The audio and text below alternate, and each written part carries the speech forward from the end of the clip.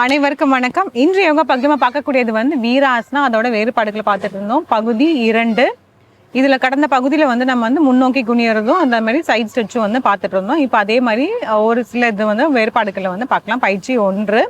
இதில் அதே மாதிரி வீராசனாவில் வஜ்ராசனம் ஃபஸ்ட்டு உட்காந்துட்டு அதுக்கப்புறமேட்டு நம்ம அப்படியே இந்த முட்டி பகுதியை மட்டும் அப்படியே பிரிக்கிறோம். ஏற்கனவே சொன்ன மாதிரி நம்மளோட கால் விரல் எல்லாமே சேர்ந்து இருக்கணும். அந்த குதிக்காலில் உட்கார்ற மாதிரி இருக்கணும். எந்த அளவுக்கு ஒயிட் பண்ண முடியுமோ அந்த அளவுக்கு நம்ம ஒயிட் பண்ணிக்கலாம். இப்போ இது நம்ம என்ன பண்ண போறோம்னா, நம்மளோட மேல் இந்த அப்பர் பாடி மட்டுமே நல்லா கொஞ்சம் தளர்வாக வைக்கிறதுக்காக நம்ம என்ன பண்ணுறோம், அதுவும் நம்மளோட இடுப்பு பகுதியும் தளர்வாக வைக்கிறதுக்காக இடுப்பை அப்படியே நம்மளோட இந்த இது சுழற்சி பண்ண போகிறோம். இடது பக்கமாகவும் வலது பக்கமாகவும் நம்ம சுழற்சி பண்ண போகிறோம். கைகள் நம்ம இடுப்பு பகுதியில் வைக்கிறதுனால வச்சுக்கலாம். வச்சுட்டு அப்படியே நல்லா இப்படி இடது பக்கம் போய் முன்னோக்கி வலது பக்கம் இப்படி வரணும். முதுகு தண்டை கொஞ்சம் நல்லா நேரம் ஆக்கி வச்சுட்டு அதுக்கப்புறமேட்டு இது மாதிரி சுழற்சி பண்ணும் போது ரொம்ப ஈஸியாகவும் இருக்கும். அது இல்லாமல் நம்மளோட முதுகு தண்டுக்கு நல்லாவே தளர்வு வந்துடும். 2 3 4 5 6. அதே மாதிரி இப்போ இந்த பக்கத்துல இருந்து பண்ணணும். ஆப்போசிட் வலது பக்கத்துல இருந்து ஆரம்பிச்சு பண்ணணும். 6 5 4 3 2 1. தளர்த்திக்கலாம்.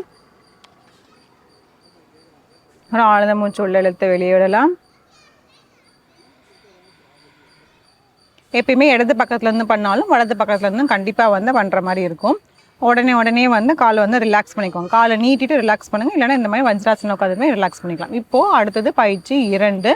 இதுலையுமே மறுபடியும் நீயை ஒயிட் பண்ணுறோம்.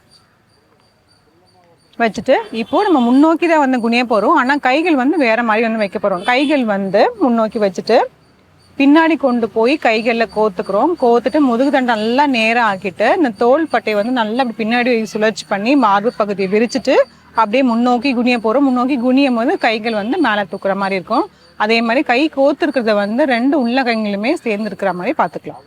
முடிஞ்சால் நம்மளோட நெற்றி பகுதியை கீழே வைக்கிறதுக்கு முயற்சி பண்ணணும். அப்படியே முன்னோக்கி வரும். சில வினாடிகள்.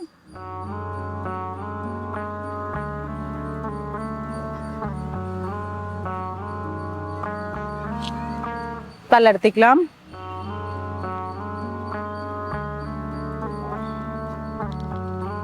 ஆழ்ந்த மூச்சு உள்ள இழுத்து வெளியே விடலாம்.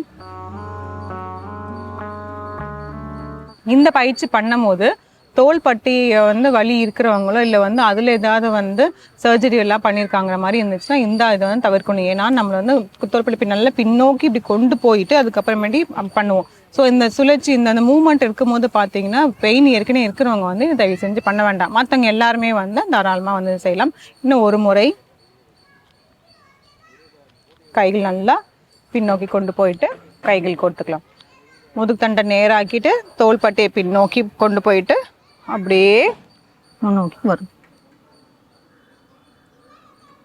சில வினாடிகள்.